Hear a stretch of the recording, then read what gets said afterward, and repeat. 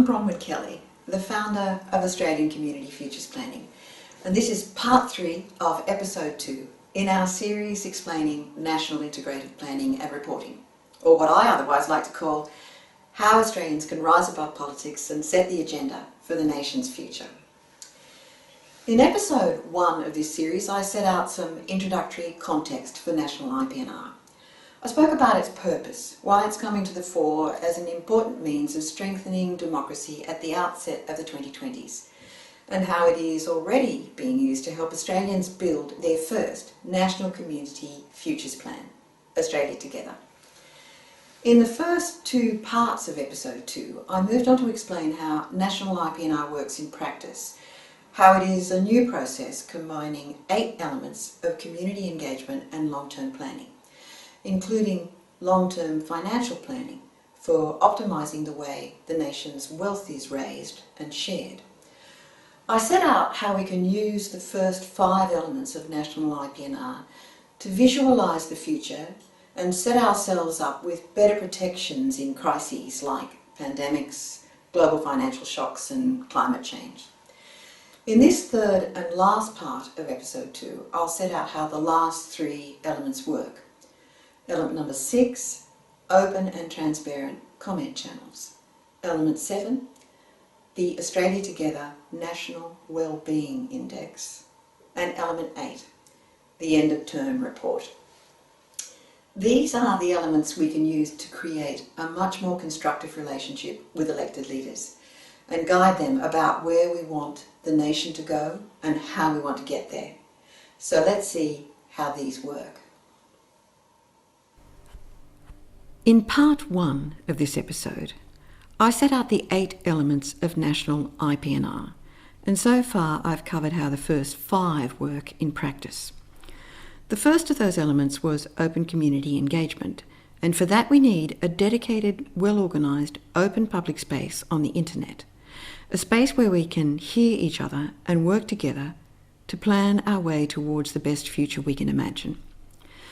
I also said that we need a vision statement about the quality of life we wish to have by 2050 or sooner, and that this statement needs to be short enough to be easily connected with, but specific enough to help us ensure we're tracking towards the right things, the things we really aspire to, all of them. And I said we need signposts of the safe directions towards the vision, and that these signposts need to be set up within a map, one which shows our targets and helps us select strategies that follow the directions. These 4 elements give us a solid structure for the integrated plan that we can build, Australia Together, our first National Community Futures Plan.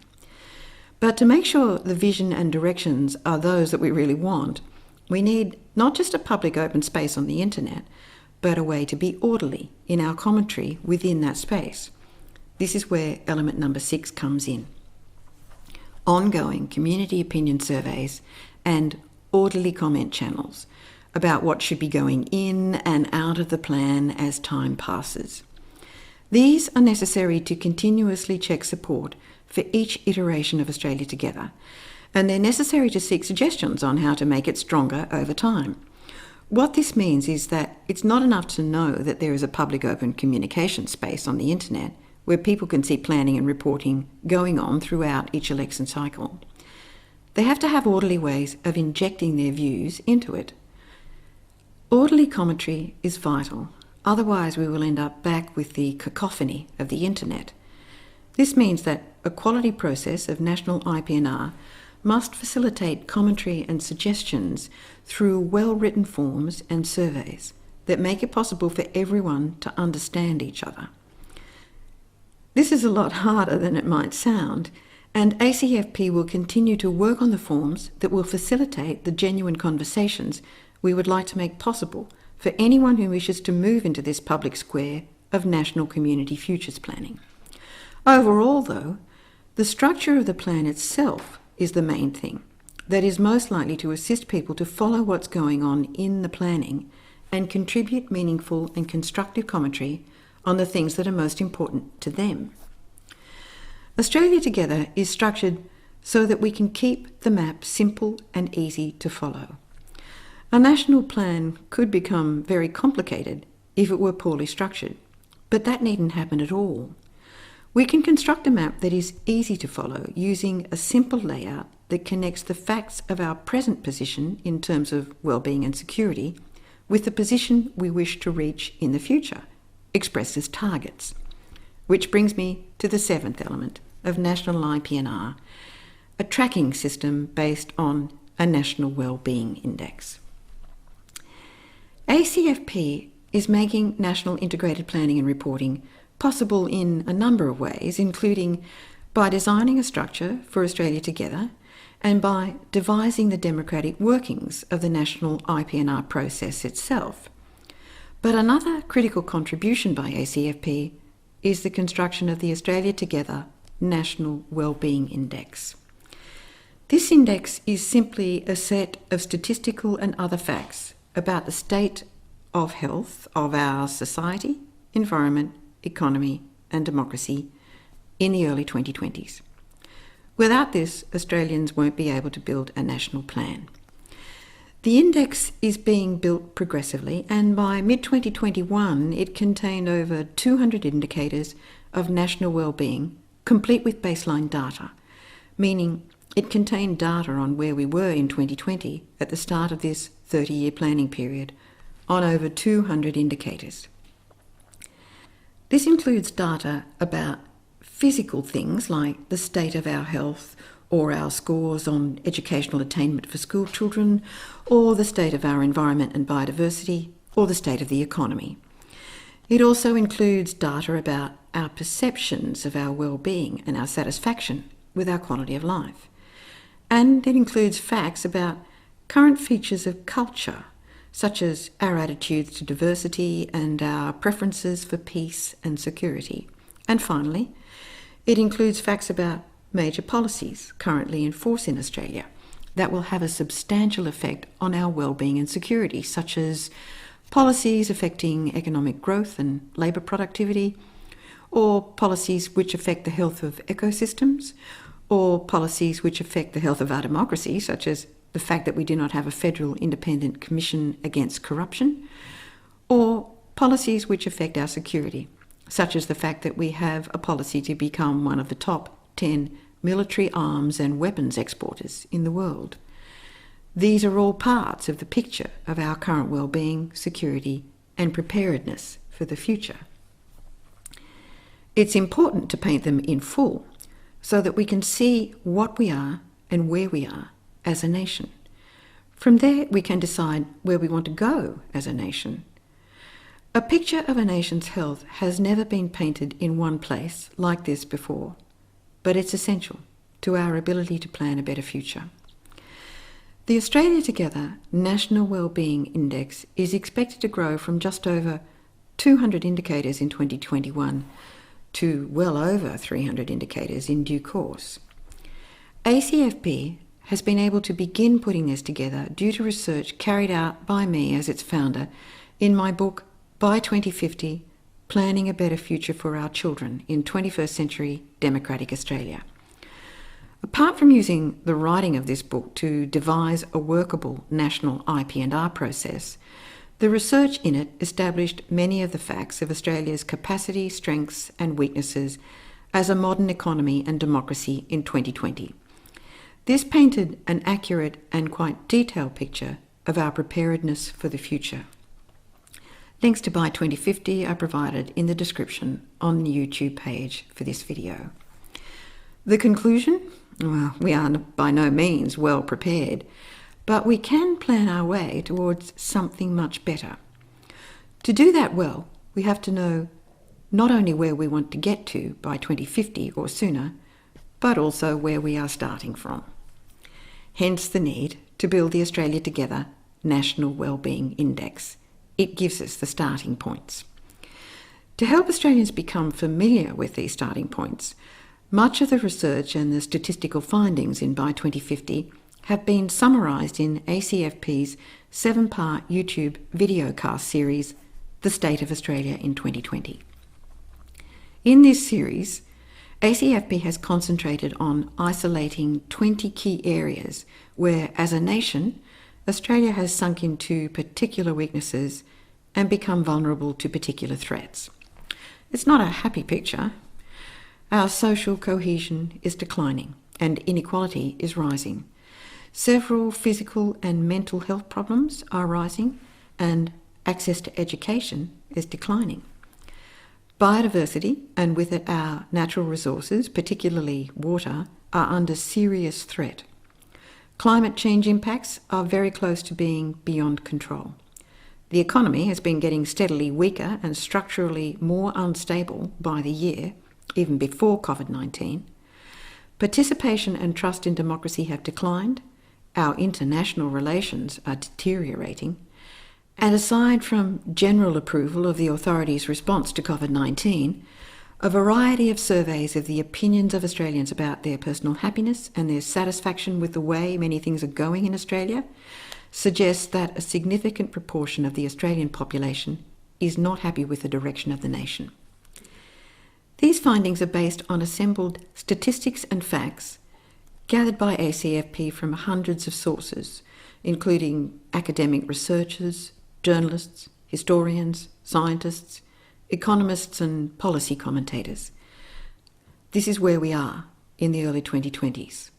It's not good, but it's better to know it now when we can still do something about it before it gets worse. We can still fix it. These are the 20 key areas of policy and services that we need to fix in the decade to 2030 if we expect to arrive safely in 2050 with an acceptable degree of well-being and security. If we can fix these things, we will enormously increase our chances of a wonderful quality of life in the future. If we fail to fix them, our quality of life will surely decline and bills will be unaffordable for future generations. The Australia Together National Wellbeing Index is being built by loading the data about where we are in 2020 into Australia Together. By mid-2021, approximately half of the data had been loaded, and for each of these starting points, a preferred target to reach by 2050 or sooner had been selected. And in many cases, a draft strategy to help meet the targets on time via the safe routes had been included.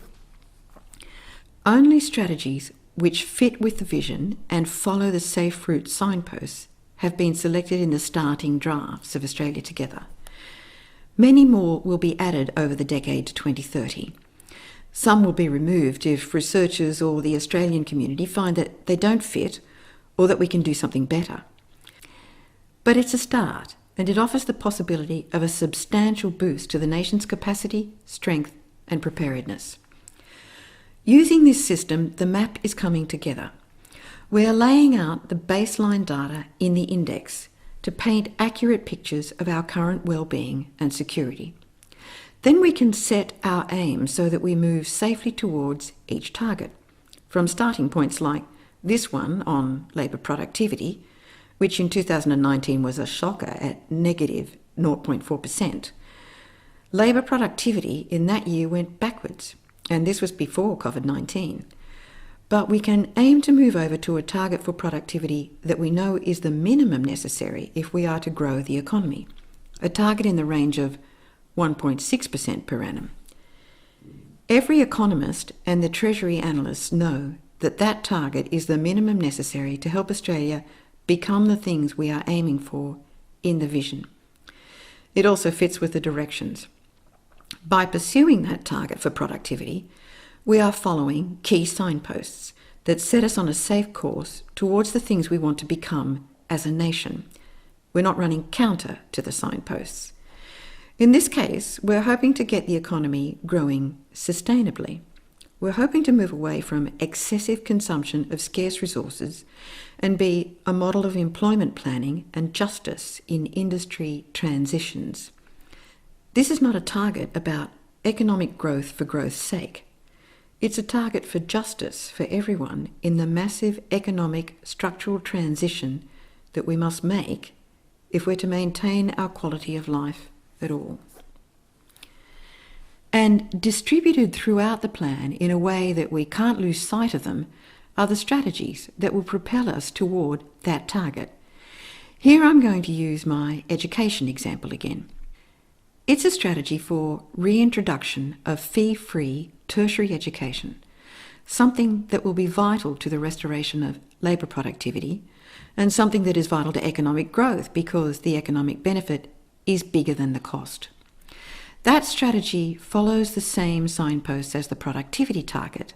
In fact, strategies like that one propel us toward the achievement of multiple targets. There is a close link between increased access to affordable tertiary education and our ability to meet targets like this one, for instance, our commitment to meet the United Nations Sustainable Development Goals by 2030. These are goals the Australian government has signed on to do things like eliminate poverty and hunger, and yes, to ensure equal access for all women and men to affordable and quality technical, vocational and tertiary education, including university, and to substantially increase the number of youth and adults who have relevant skills, including technical and vocational skills, for employment, decent jobs and entrepreneurship. In 2015, the Australian government under Prime Minister Turnbull committed to achieve these things for Australians by 2030, although as yet no federal funding has been set aside in its budgets for any of the 17 goals we have adopted, and no planning has been undertaken to achieve them.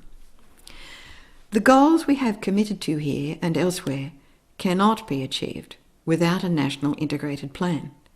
More than that, these goals cannot be achieved with existing policies because there is little, if any, match between current government policies on the economy, the environment and social equity, and the draft vision and directions of an inclusive plan like Australia Together. Many current federal and state government policies run along unsafe paths that don't match either the draft vision or the United Nations Sustainable Development Goals. They're simply not up to the challenge of meeting the commitments we have already made to each other as Australians under the United Nations goals.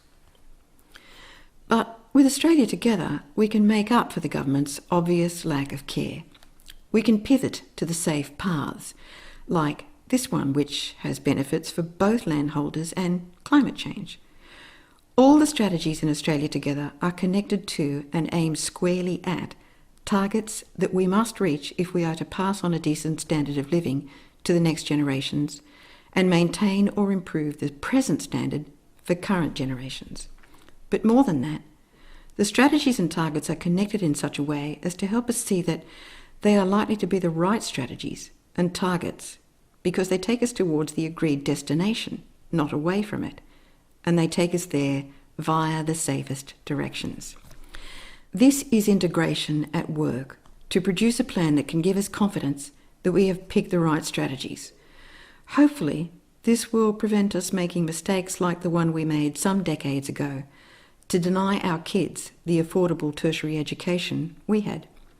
Avoiding mistakes is a key virtue of integrated planning. In fact, it's a benefit that we can only grasp if we have National IP&R.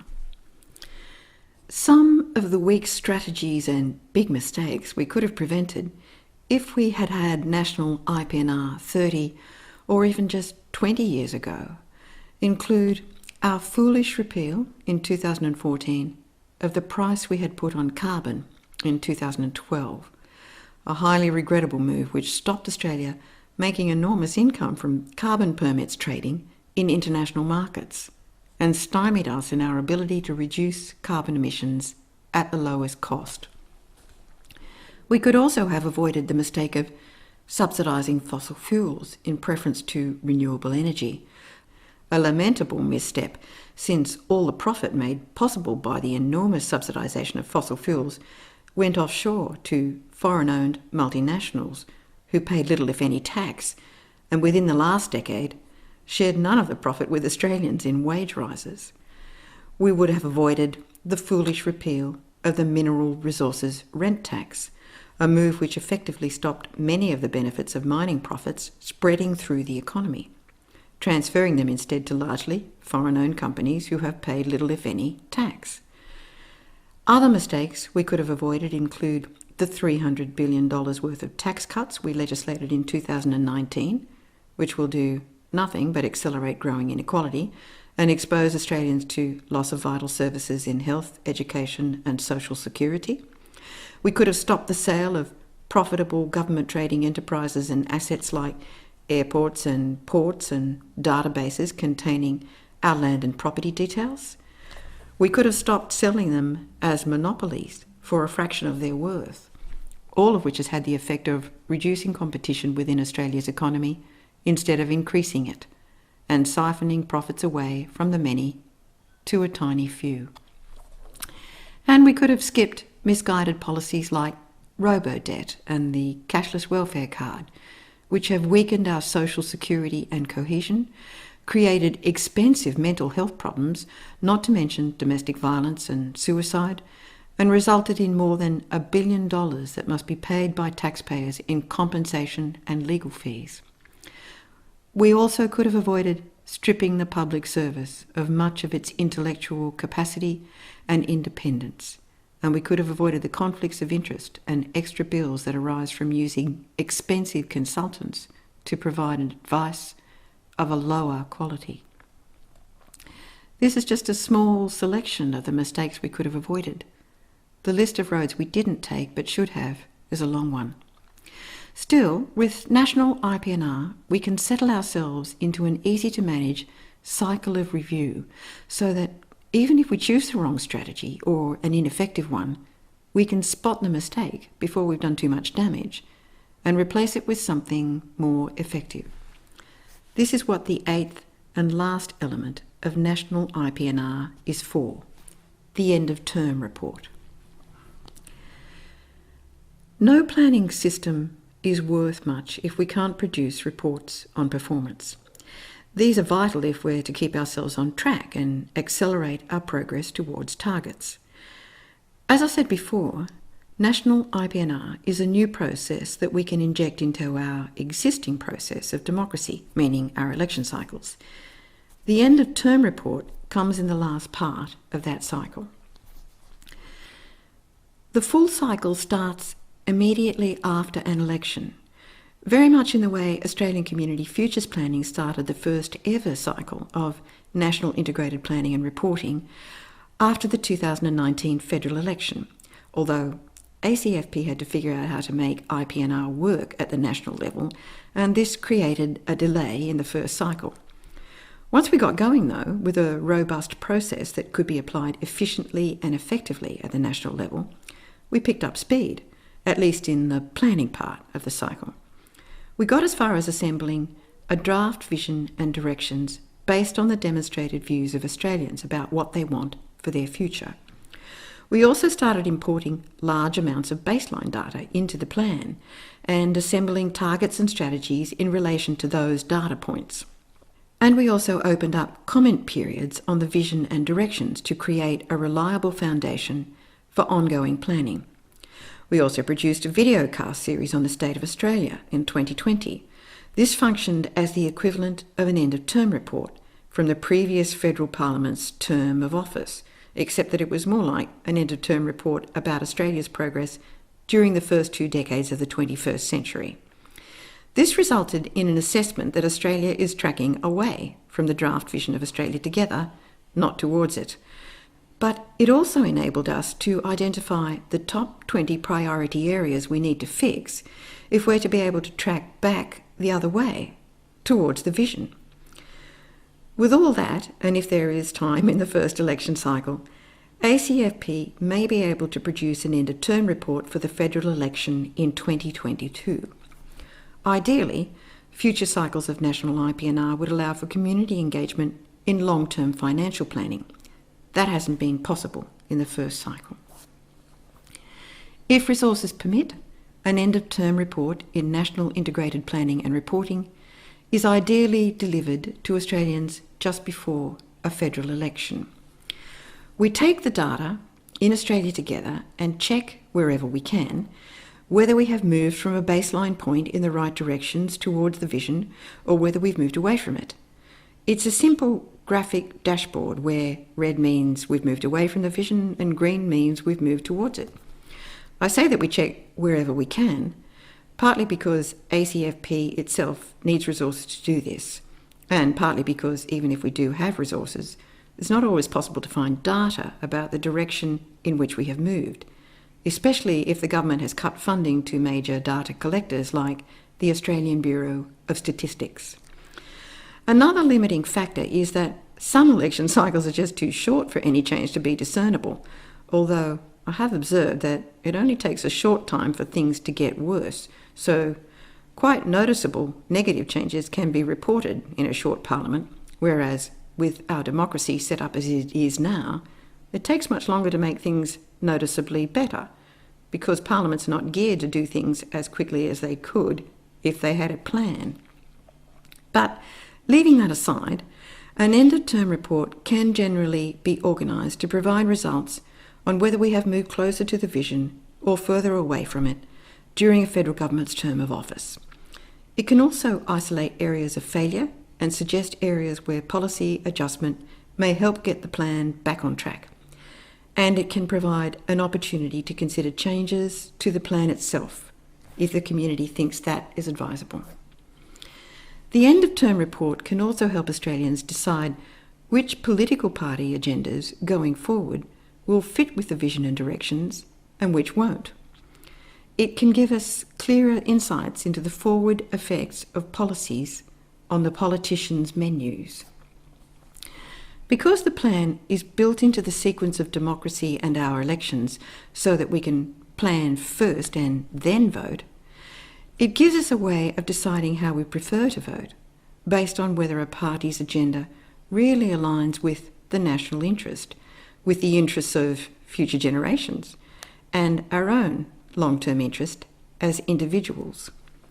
It can do this simply by listing the policies of all major parties and showing whether they run in the safe directions or counter to the safe directions. This might be difficult or less helpful if parties don't announce policies or if they run their campaigns with very few or poorly explained policies, or confine themselves strictly to short-term platforms such as buying voters with promises of tax cuts, sports grants or other pork barrelling. In that case, readers of the end-of-term reports would be reduced to having to judge parties' policies based on their actions and good faith during the term, and decide for themselves whether there is an acceptable degree of good faith, ethics and competence in a political party. This might reduce us once again to having to place blind faith in politicians as we do now, which is not a good basis for rebuilding trust. But if politicians decided to play the game in poor faith, by being silent particularly on commitments to our long-term interests, the end-of-term report at least leaves us with more guidance than we have had before on what we are trading off by accepting whatever is on offer in the short term that isn't so good for the long term. We can see where we are trading away long-term benefits in exchange for the short-lived and usually smaller gains on offer in party political platforms. The end-of-term report is capable of helping voters make their own decision about what's in their short-term interests because it provides evidence of what has and hasn't worked in the period to meet targets such as those for productivity or wage growth. But beyond that, the report adds something extra that is vital. It gives us the ability to consider what the real trade-offs are between short and long-term interests, because there is almost always a trade-off. And politicians work very hard in election campaigns to stop us thinking about what that trade-off really is. But Australia Together makes the trade-offs clear. From there, we are all free to choose whatever trade-off is best for us as individuals or best overall, because we are likely to have more information about the value of what we are trading away in long-term gains by accepting the short-term offers. We will, for instance, have information about how much cheaper in the long run it will be to abandon fossil fuels than it will be to do nothing about climate change. This actually helps us start a new type of dialogue with local members and candidates. We will have information behind us showing what we think needs to change and why. It significantly raises the quality of the conversations we have with each other and with politicians. Over time, we should be able to lift the quality of dialogue and reduce the ideological adversarialism of our current political arrangements. One of the great advantages of national IP&R, plans like Australia Together and end-of-term reports, is they give us countless opportunities to improve the quality of our communications and relationships with elected leaders over time. They can help us all hear each other. At the start of these episodes on how national IP&R works, I spoke of the need to establish a new public open space on the internet, a place where we can communicate with each other and build our plan for the Australia we want together. That activity of planning together and reporting openly on progress towards or away from the targets of our plan will help us transform our relationship with our leaders. We can telegraph our instructions to them, as it were, because we found a way to speak coherently to them. The means by which we can do that is via Australia Together, by the evidence in it, and by feeding back to them our reports about how well the nation is going against that particular plan. If we're going badly, we can all see whether it's because elected governments have ignored the plan and moved us away from where we want to go, or because the plan itself is the issue. Either way, we get a chance to correct things before we do too much more damage, and we get the opportunity to foresee the challenges and prepare for them or head them off before it's too late. Everyone is better off, including the politicians. Life could be so much easier for Australians if we can get everyone on the same page, on the safe paths to the future we can share, the paths to shared prosperity. If we made Australia Together come true, and we can, it would be the most wonderful place to live. There's nothing to stop us making it a reality if we adopt national IP&R. Throughout these explanatory videos, I've said that national IP&R is an easy and simple process. Having gone through the detail of the 8 components, some might think it's not that simple, particularly the long-term financial planning element. But as far as interacting with the process goes, it is very simple and efficient. This new process simply requires people to slightly change the way they already participate in democracy, to add an extra easy step. This is a small change, but with it, we can get a big gain in influence and control over the future. The points at which everyday Australians can interact with the national IP&R process are not complicated. In fact, they only ask each of us to do something we've been expecting politicians to do, but that in reality can only be done properly by we, the people. The process simply asks us to say what we want for the future together. Say what we want for our kids, nieces, nephews and grandkids. Say what we want to avoid along the way. Say what would make us happy. Say what strategies we prefer because they fit with the vision, but say it in one place. This is something we need to tell politicians clearly and do it in a process where it is also clear that we expect them to listen and not to try to pit us against each other. Give them our menu, our map, our plan by building it together. If we think they're going to take us to our preferred future without our having specified where we want to go and what we want to become along the way, and if we think they're going to take us there without our plan for the safe paths, then both we and our politicians are deluding ourselves. Everyone is making their lives harder by running towards the future without a map. And in the 21st century, with our internet, our education, our intelligence, our ability to work together, it's unnecessary. Over the last decade, Australians have been asked in lots of different surveys, research programs and community forums what they want for the future. What for them would constitute progress? What do they want to become as a nation? And they have given of their views freely. When we have responded in these conversations and forums, we have always been staggeringly similar in our descriptions of the future we would be happy to share. And this staggering similarity of views has applied despite the fact that we are a diverse, multicultural nation. It's always been about safety, health, fairness, freedom, inclusion and opportunity. But politicians, especially at the federal level, have been able to ignore it all and scatter us in different directions because none of it has been assembled into a form where it can become the driver of a plan to make our aspirations a reality. Now it has. ACFP has taken Australians at their word and gathered what people have been saying about the future they wish to share into a draft vision and directions so that it forms the basis of a plan that can take us safely toward where we want to go and to what we want to become. So, involvement in the National IP&R process is to some extent something we already participate in. It's just that National IP&R helps us assemble our views, and because of this, it is now a lot easier and far less time-consuming to participate in democracy.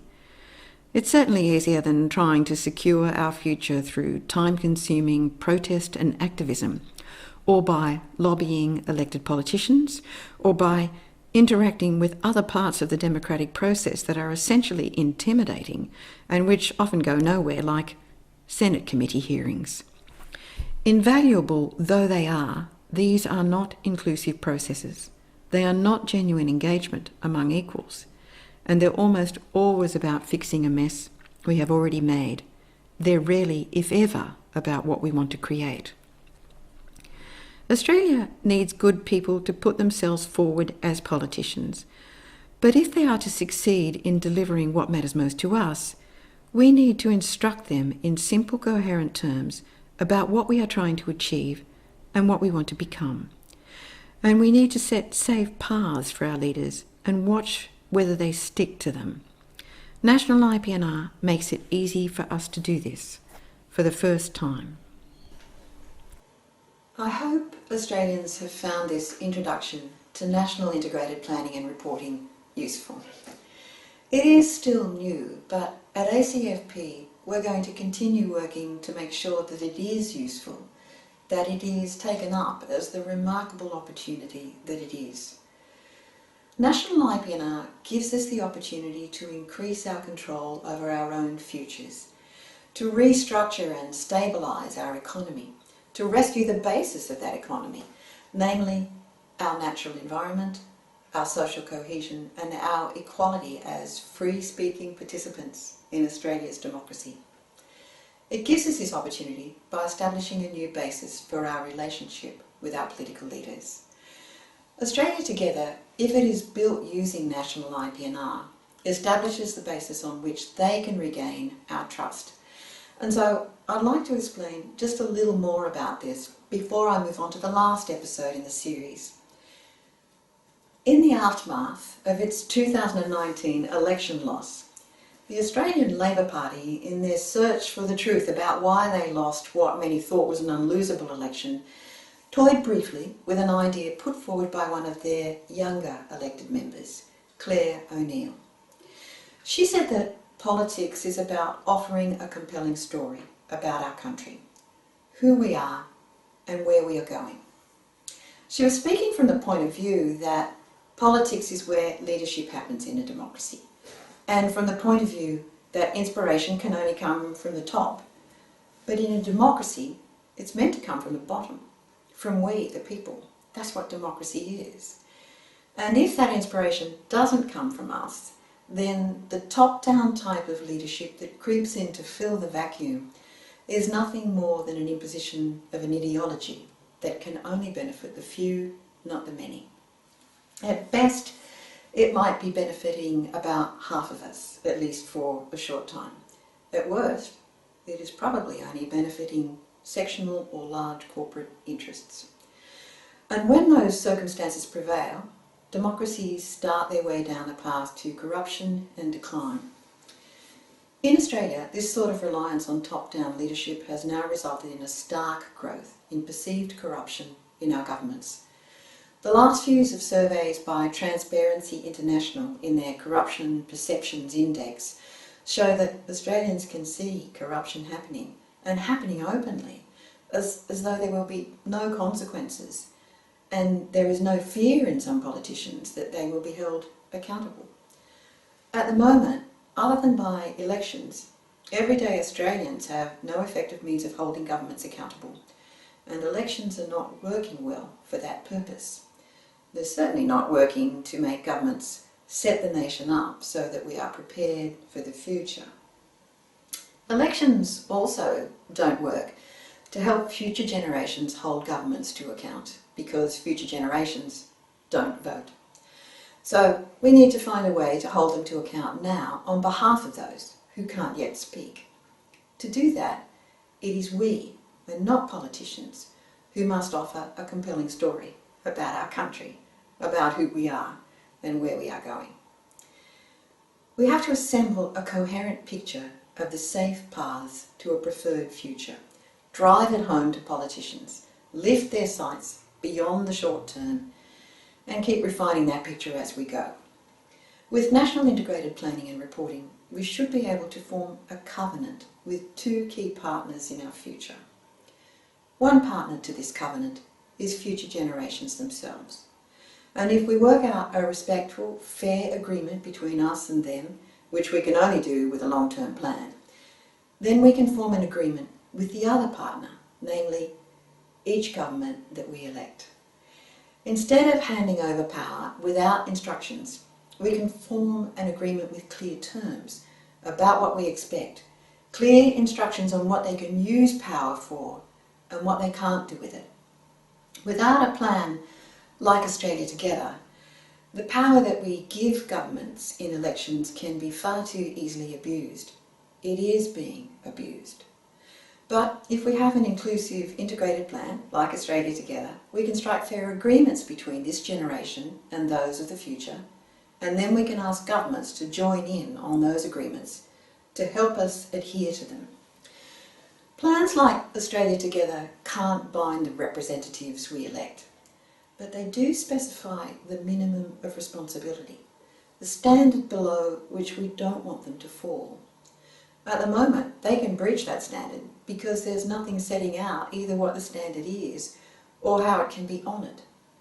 If, on the other hand, we establish a strong inclusive plan like Australia Together, we can relieve the pressure on politicians, pressure which routinely grinds many of them down into unethical behaviour, suboptimal political compromises and deals, and policies which benefit the few rather than the many. Most politicians enter Parliament with a sense of ethics and decency, but as they sit in Parliament for years and sometimes decades, they really have no way of resisting being slowly dragged away from decency and fairness. It happens to them all, to varying degrees. But if they can hold up a National Community Futures Plan, they at least have something behind them that enables them to resist the growth of bad policy and corruption. And to the extent that they commit to such a plan, it should be able to increase their chances of being elected and attaining longevity in office, if only because they will have been able to demonstrate to us that they honour the particular trust we placed in them. Australia Together, if it is well built by we the people, means it is no longer necessary for us to place blind trust in those we elect. Everyone gets a better understanding of what is really in the national interest, what they've really been elected for, and therefore what they're really being trusted with. I don't know of any other way for Australians to be able to direct elected representatives along the paths that are in the national interest. Our constitution is so outdated that it's no longer fit for this purpose.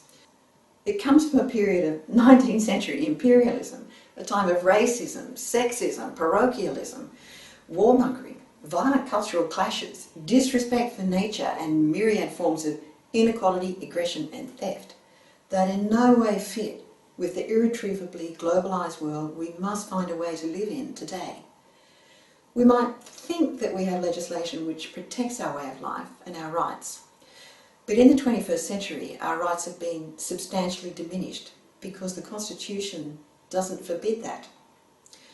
Australians are very unlikely to be given the opportunity to change their constitution for some time yet, although change it we must if we wish to secure rights. But in the meantime, while we still have hope that we can exercise free speech in our democracy, we can plan a better future for our children. And these sorts of plans can be exciting, far more exciting than the sort of offers we get from politicians who are strapped into short-term party political platforms. National Integrated Planning and Reporting gives us the best opportunity we've ever been offered to shape a positive future.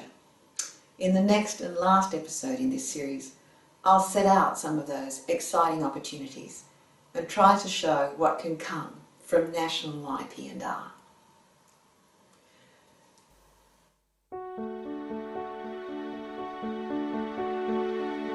Thanks for watching this episode.